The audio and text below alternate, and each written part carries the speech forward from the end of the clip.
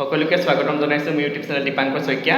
যিসকলে মোৰ ইউটিউব চেনেলটো প্ৰথমবাৰৰ কাৰণে ভিজিট কৰিছে তেওঁলোকে লাইক, কমেণ্ট আৰু ছাবস্ক্ৰাইব কৰি দিব। আজি মোৰ লগত আছে এক্সিছ বাৰ্ছৰ এগৰাকী প্ৰেক্টিচনাৰ। তেওঁ এক্সিছ বাৰ্ছৰ যোগেদি তেওঁৰ জীৱনটো কিদৰে পৰিৱৰ্তন হ'ল বা এক্সিছ বাৰ্ছে তেওঁৰ জীৱনত কি মেজিক এণ্ড মিৰাকুল কৰিছে বা এক্সিছ বাৰ কিয় শিকিলে, এই সকলোবোৰ কথা আমি আজি আলোচনা কৰিম। প্ৰথমতে মই আপোনাক স্বাগতম জনাইছোঁ। এয়া হৈছে পূৰ্ণিমা কছাৰী বাইদেউ, ঘৰ তেওঁ তিতাবৰ কছাৰী গাঁৱত হয় আৰু তেওঁ এক্সিছ বাৰ কিয় শিকিলে মই জানিব বিচাৰিম। বাইদেউ, আপুনি এক্সিছ বাৰ প্ৰথম কিয় শিকিবলৈ মন কৰিলে? হয়, মই এক্সিছ বাৰ 2024 চনতে শিকিলোঁ। হয়, মইতো শিকিবলৈ বহুত এটা ইচ্ছা আছিলে ন। হয়, এক্সিছ বাৰ্ছটো শিকিবৰ কাৰণে আমাক বহুত এটা ডাঙৰ এমাউণ্ট লাগে।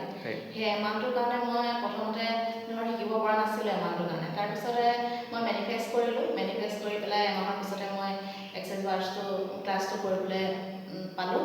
তাৰপিছৰ পৰা মোৰ বহুতখিনি জীৱনটো পৰিৱৰ্তন হৈছে। মানে কি হয়, মাজতে কিছুমান ডিপ্ৰেশ্যনত যোৱা নিচিনা হৈছিলোঁ মই।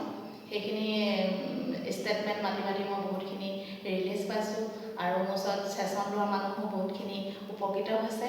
আৰু এক্সিছ বাৰ্ছটো এনেকুৱা বস্তু, আপোনালোকে এটা ছেশ্যনত কিছুমান বহুত ভালকৈ ওলাই যায়, কিন্তু কিছুমানৰ কেইটামান ছেশ্যন ল'ব লাগে।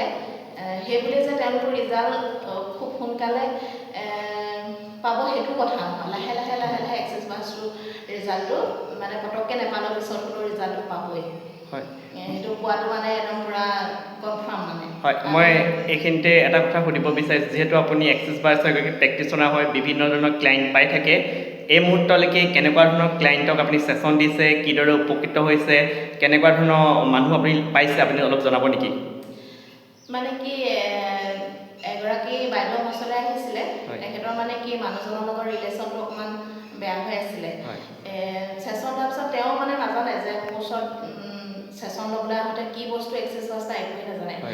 মাত্ৰ মোৰ ওচৰত মই কিবা এটা শিকিছোঁ আৰু ছেশ্যনটো ল'বৰ কাৰণে আহিছে।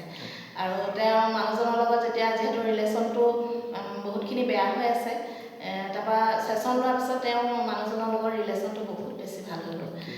তেওঁ মানে নিজে ফোন কৰিছে, ঘৰৰ কথাবিলাক বহুতখিনি ৰেচপেক্ট কৰিছে তেখেতক।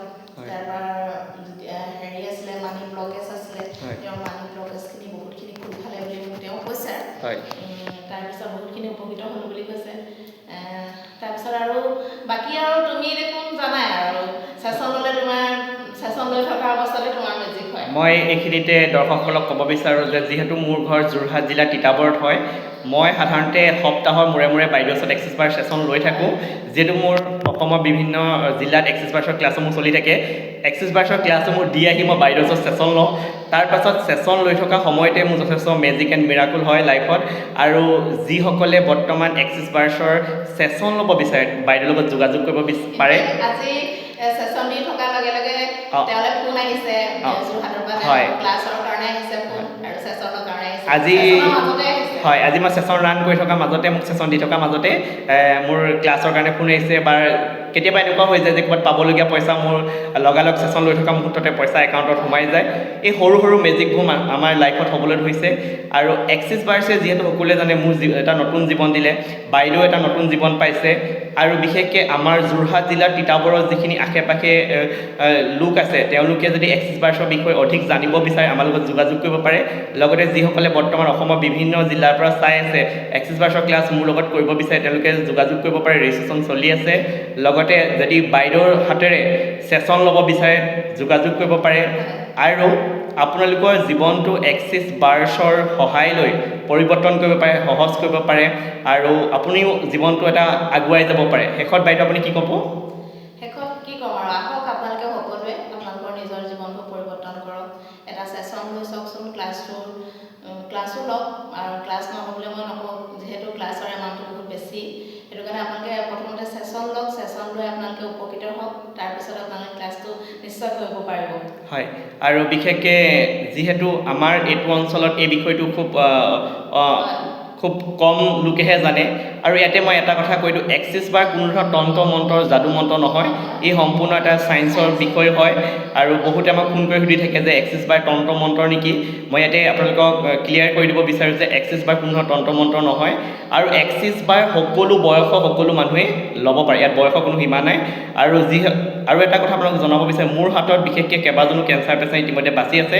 বিভিন্ন ধৰণৰ আমাৰ মানে ছাকচেছ ষ্টৰী আমাৰ হাতত আছে। আৰু আপোনালোকেও আপোনালোকৰ লাইফটো আগুৱাই নিবৰ কাৰণে এক্সিছ বাৰ্ছৰ সহায় ল'ব পাৰে। আৰু ইয়াকে কৈ আজি ভিডিঅ'টোৰ পৰা বিদায় লৈছোঁ। ধন্যবাদ।